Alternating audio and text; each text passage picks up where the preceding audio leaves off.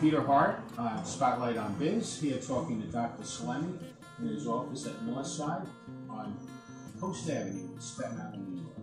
The reason why we're here, because not only is he one of the finest veterinarians that I have come across, he also has a heart for it.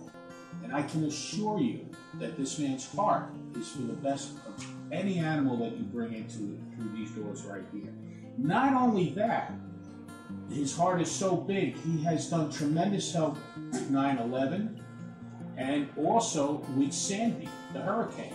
And right now, Doc, I'd like you to say a few words about what you did with 9/11 and all the help and caring that you did for the animals. Well, 9/11 obviously is a date that sits in everybody's memories. Even though it was a long time ago, it was 14 years ago, it feels like it was yesterday. I was stuck here in my office for 3 days because I couldn't leave Staten Island. I live in New Jersey, I work here on Staten Island, and I had to take care of the animals in here. My partner, Frank, was in New Jersey on his way in. He couldn't get in because they closed everything down. So as soon as I was able to get off of the island, I got in touch with other veterinarians that were down. Friends of mine and other people. We put together New York City veterinary emergency response team, what is known today. At that time, it wasn't known as that, but we put a mass unit together at the site. And basically, we took care of the dogs that were coming going onto the mounds, which is the rubble from the buildings that came down, and when they were coming off the mound, we had to examine and make sure they're okay. Now, I would assume they went through the same thing as the firefighters and the police officers when it came to things they were inhaling, and they were there afterwards. The first responders, the police department, fire department, Port Authority police, they're the ones that really took the brunt of everything.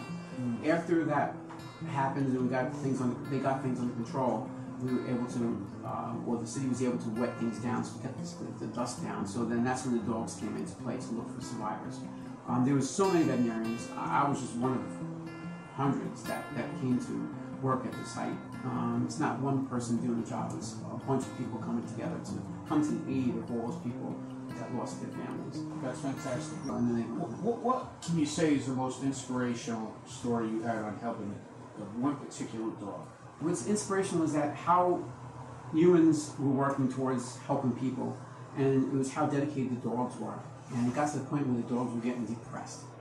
We had to actually hide people, live people in the rubble so the dogs could find them. So they would be so depressed because they were getting depressed, they weren't finding anything. The dogs were getting depressed? Because they weren't finding anything.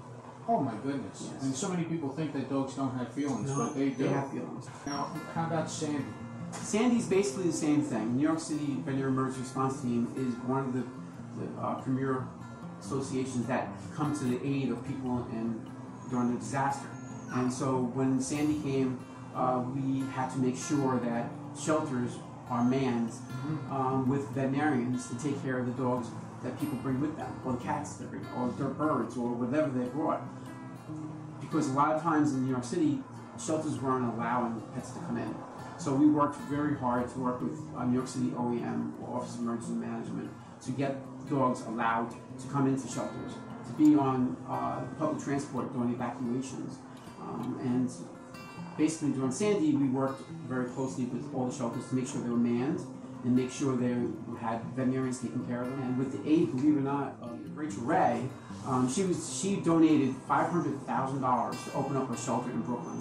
And we housed animals for over 30 days. Very good. And then after that, I also helped on Staten Island. We had an event on Staten Island to help people that were displaced. I held or housed animals here for over 8 months for people who were displaced. So many stories. One story that we had was a family had a dog, 3 cats, and a bird.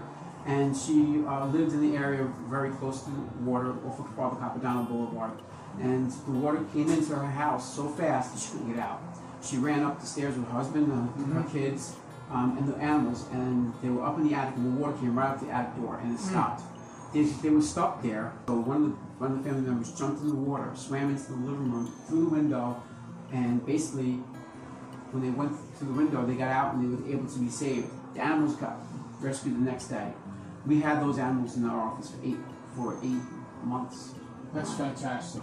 We got a whole wall here Well, And I mean, the things that you have accomplished. there's a lot of things up there. Yeah, over years. I'm practicing close to 29 years now, so it's this is our Wall of Fame, I guess you can call it. Let's start with the top left. Top left. These two pictures, this one or plaques, are basically from the New York City Veterinary Medical Association. My partner Frank Borzi was practicing here since 1973. He was president of the board back in 1992, and at that time he was basically the president. And during the president, you get a plaque saying that you were the president of the board, and it's a thank you for being the president of the board. I was president of the board in 2002, 2 years later. Wow. And like this one right here. The president citation is because when I was the president of the Veterinary Medical Association in New York City, I got an award for doing a lot of work with the board and with New York State and stuff like that. And then these other things from New York City in 2012. I got outstanding service to veterinary medicine in 2012. In 2013, I got service to the veterinary community and welfare of animals award. That's when I worked with a lot of the animals for Sandy. They gave me that award. I received every award that the VMA can give me, except for Distinguished Life Service, because I'm not old enough. I've been practicing 35 years, and I'm only practicing about 29 years, so I still got a little while to go before I get that. So let me ask you, what can you say to the people out there on how they can keep their animals healthy and fit? I mean, coming to see you, how often? Well, basically, if you want to keep your animal healthy and fit, what you should be doing is making sure you feed them good food, keep their nutrition up to date and good. See a veterinarian, at least once or twice a year to make sure everything's okay. Don't let things go long, because if you let things go on for a while, it always makes it harder on the animal, obviously, but it also makes it harder for the veterinarian to bring back an animal from being sick for a while. So early intervention and prevention is very important. Make sure your animals are on heartworm medication monthly. Make sure they're on flea and tick medication monthly, especially now. We've seen a lot of Lyme disease in Staten Island, and it's debilitating. They suffer just like we do. Make sure they're on those medications. If you do that, keep them healthy, don't let them get overweight. If you do all those things, same thing, basically practice what you do for yourself. You try to do for yourself. Eat good food, get good rest, make sure you're taken care of, update your vaccine. To all these accomplishments and citations that you've earned, tell me more about your community work. For instance, I noticed that you have a recycle bin on the property. Tell me, what's that all about, the textiles? We have a recycle bin on the property. It helps give back to indigent people. It helps be more green so people aren't throwing things away. But also what it does is that it also helps with Boy Scouts. So a lot of the proceeds from the bin goes towards Boy Scout Troops of America. So how does that work? Basically what happens is, in order to have the bin on the property, the company that has the bin on the property, they get the clothing from that, and they donate the clothing to people. But in addition to that, they donate a certain amount of money that they make from that towards the Boy Scouts troops. Yes, I'm a Boy Scout leader in my town, and it helps my Boy Scout troop. That's terrific. Yes. Tell me about some other organizations that you support. There's a lot of organizations I do other than veterinary medicine. People think I'm crazy, but I'm on the Board of Education. I'm also on the New York City Veterinary Medical Association Board, which you know from before. Tell us what you do for the Board of Ed. The Board of Ed, I basically, you're a publicly elected official. You have to run, you have to campaigns, and it's all volunteer. You don't get paid for that. It's basically, to basically be on the Board of Education is you oversee the education in your area, and making sure that the people who are doing education are doing their job. How are you able to gauge that? Well, you gauge that through anything that gets done through the Board of Education. If a school wants to get smart boards in the classroom, if they want to hire a new teacher, if they want to hire another superintendent, if they want to do things, if they want to set up a new program in the school, it has to be looked at by the board and okayed by the board and voted on by the board. This way, everything is kept honest. And to make sure it's practical and meets Correct. the budget. Yes. The budget is the most important thing. The budgets are very tight. So people think you're crazy because you're constantly giving back to the community. Yes. Because you don't have time. You have to make time to do that.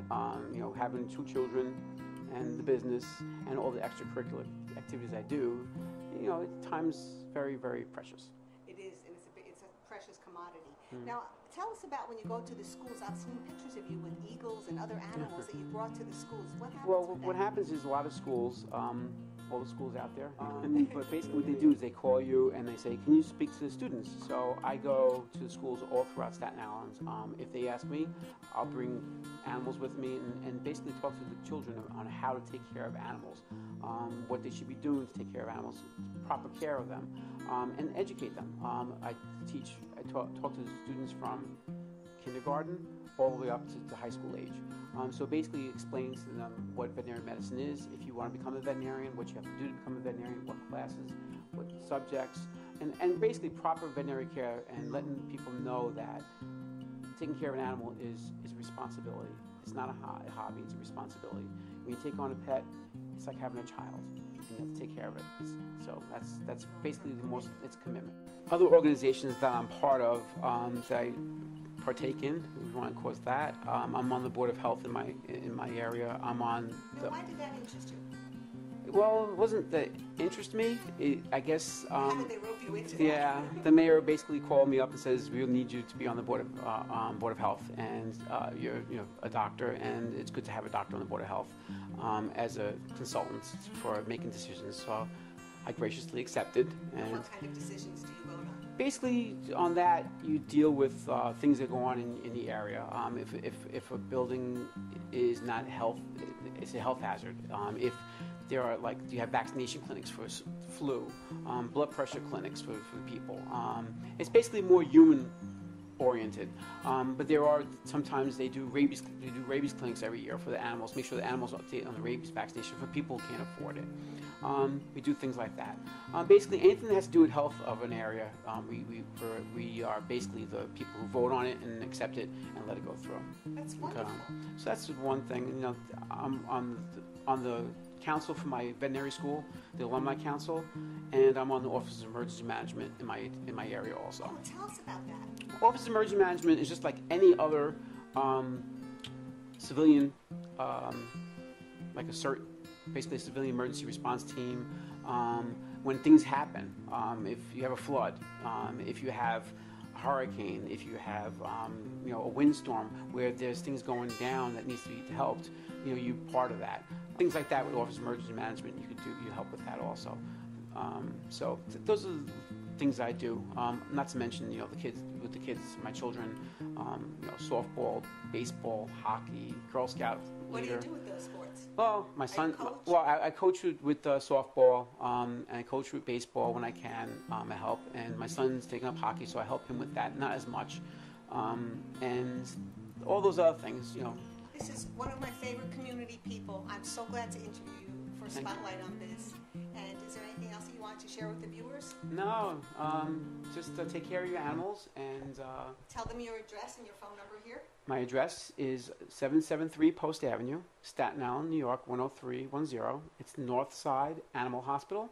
My website is nahnyc.com. If you want to know more about us too, you can go on Facebook. We're on Facebook. Just look up Northside Animal Hospital on Staten Island, and you'll see us on Facebook. So, Peter before was asking me about how to make dogs live longer, and we're not going to make dogs live longer unless they're healthy. So you want them to live longer and make them more comfortable. The best way to make them comfortable is to help them as they get older. Like all of us, we all get up in the morning if you're older, and you have to go over my back, over my legs, or whatever. And it's because you have arthritis and things like that. So we try to help them to make them feel better. There's a lot of things out there today for arthritis in dogs, which is a big problem in dogs. There's injections you can give that help the cartilage grow or help the cartilage heal a little faster. And there's things to make them feel better also. One of the main things today that is used and is coming to be around more is class 4 laser therapy. And what this is basically is a machine that you take, and when you turn it on, there's a laser that comes out of this probe, and you put it on the animal's body, and you rub it in the area where the animal has a problem. And what it does, it sends laser beams straight down to the target area, and it basically increases circulation. It makes them feel better, and it brings more circulation, more blood, more oxygen, and they feel, and it makes those areas heal better. So what's pretty cool about this is that people get a charge out of it. And what it does, it helps the animal, but what people like that helps the animal, but what's really cool about it is that everybody has to wear basically these goggles. And basically these goggles are worn because you deal with the laser, so lasers can't go in and hurt your eye. But what's really cool about this is that not only do the people are holding the animal, the doctor working on it, we have these goggles that the dogs wear. And there's all different sizes, and the dogs wear these goggles. So when the clients see these dogs wearing these goggles, they just get a charge out of it. And the dogs just sit there with these goggles on and looking through the shades. So I guess the future's so bright, we have to use shades. Doctor, there's been a lot of talk about whether or not people are over-immunizing dogs and cats. What's your opinion about that? Well, I mean, you can't ever discount the value of a vaccine. Vaccines are very important. Here in this practice, we do a 3-year vaccine series. There's certain vaccines you have to do a little more often, like Lyme vaccine, which is becoming more prevalent on Staten Island. So if your dog is exposed to a lot of ticks and he's not, the products on the market that aren't helping you with the ticks that well, you should get him a vaccine for Lyme disease. But every 3 years is probably the best way to go to be safe. So that's why you don't see diseases like parvovirus or distemper virus around anymore. We're saying goodnight now from Dr. Salemi's office, and here's our dog, Fantastic, waving to you. Say goodbye, say goodnight, waving, say goodbye. Yeah, good girl, oh, good girl. Goodbye from all of us. Take care, God bless.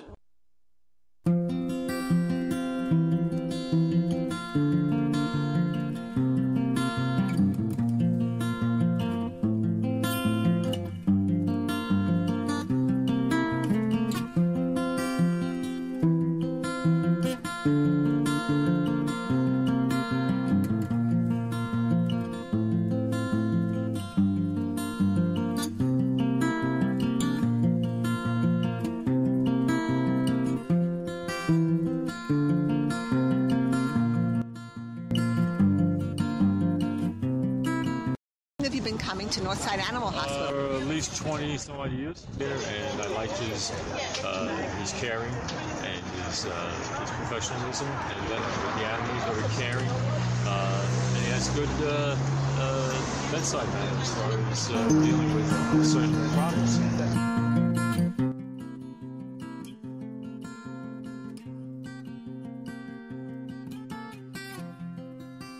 Is Northside Animal Hospital your vet? Yes, he is. For how long? Salemi.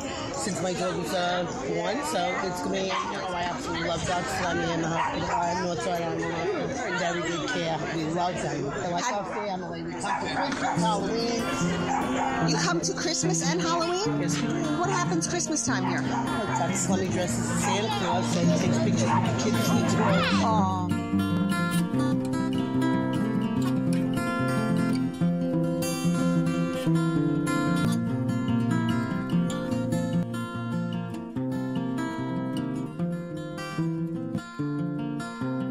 And how long has Northside Animal Hospital been your vet? I'm going to say 12 years, 10, 12 years, something like that. Oh, great. Great people, clean, very clean and nice, very good care. Very good care.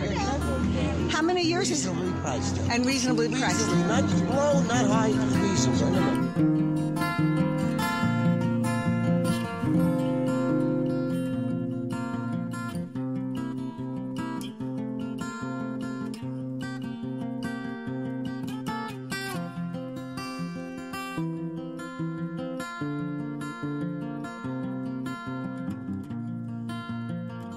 Are you sure you're Dr. Salemi? That's my brother. Some days. How long have you been coming to this parade? This is my first year, actually. What do you think? I love it. It's so cute, so nice. All the dogs here. It's a great way for old dogs to kind of get together, I guess, just to have some sort of social. Oh, perfect. Thank you. Thank you. Here's my friend Kim. She's who owns the dog. Kim. Hi. Hi, Kim. Hi. Buster's been coming here since he was born, so I would say that is 9 months or so, but we've had our other dogs come here as well. We love Dr. Salemi. He's the best, as is the staff. The staff as well. Yeah, they're very friendly. Excellent staff. You like the treatment you get? Yes. Delilah. Hello, Delilah. I guess she's dressed up as what? A loofah. And what is your name, ma'am? Melissa Cohen. It's good to meet you. How many years have you been coming to this event? She's 7, so we've been coming 7 years, but Dr. Salemi's been our vet for over 20. He's the greatest. Isn't he terrific with the animals? He's the best. We wouldn't trade him in for the world. I wouldn't either, and he's got a lot of compassion. Absolutely. Thank you for sharing. Thank you.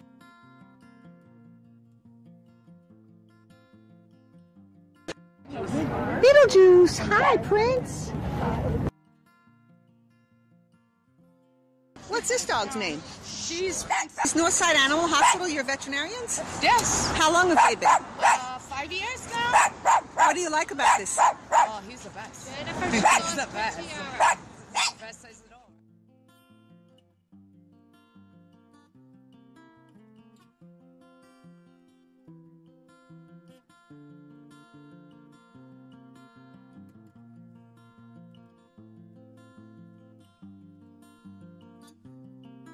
How long have you been coming to Northside Animal Hospital? Over 12 years. So what kind of dogs do you usually have? Oh, like 20 years. 20 years? What do you like about Dr. Salemi's service? Their expertise. He's great with my animals. Very affectionate. He knows how to handle them. And he's a great doctor.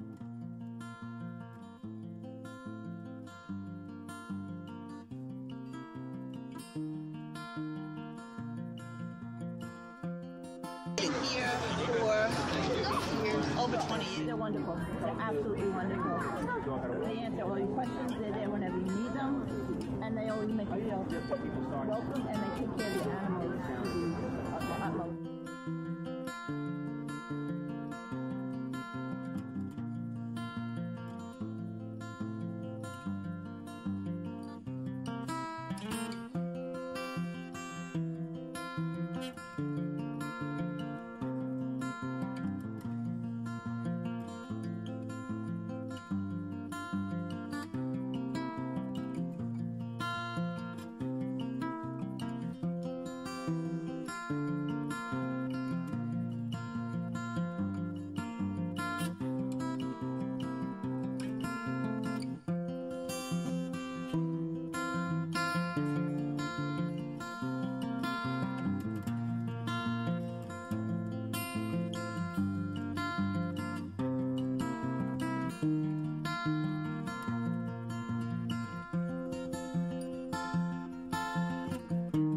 How long has he been your vet? About 25 years.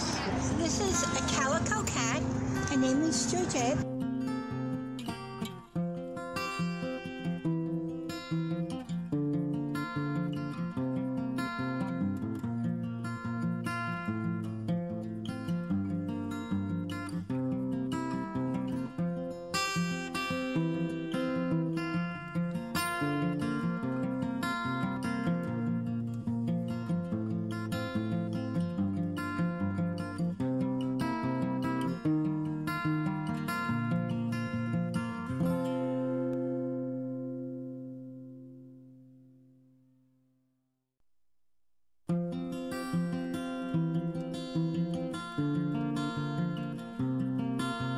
She's beautiful. She's a stray that I found. And third place goes to a very fancy princess. The princess cat. There she goes. It's over there. Third place, right here. Okay, now the prizes are, believe it or not, it's little goodies here and there. First place gets a trophy, obviously, but each person gets a free office visit, which is $69 value, which is okay. And the second place goes to a place I love going to, serves coffee, Starbucks dog.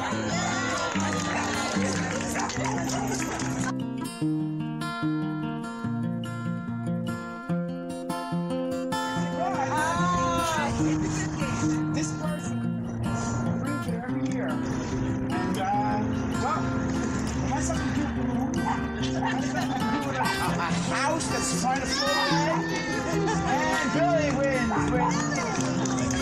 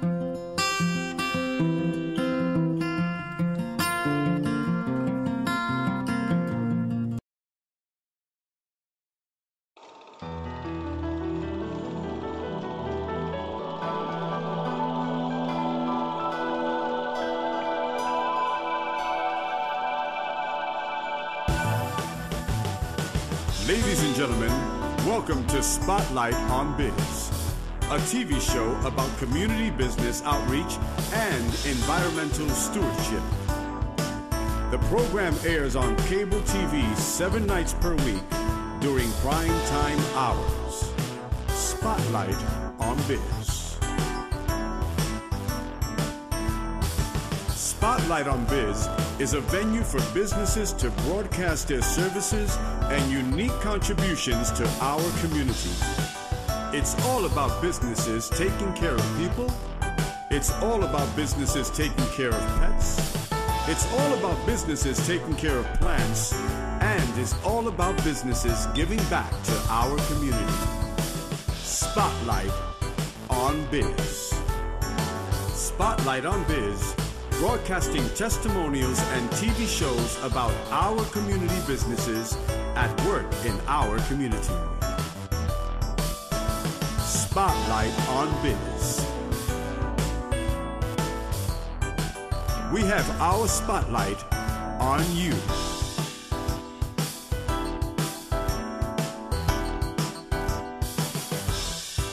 Spotlight on Biz.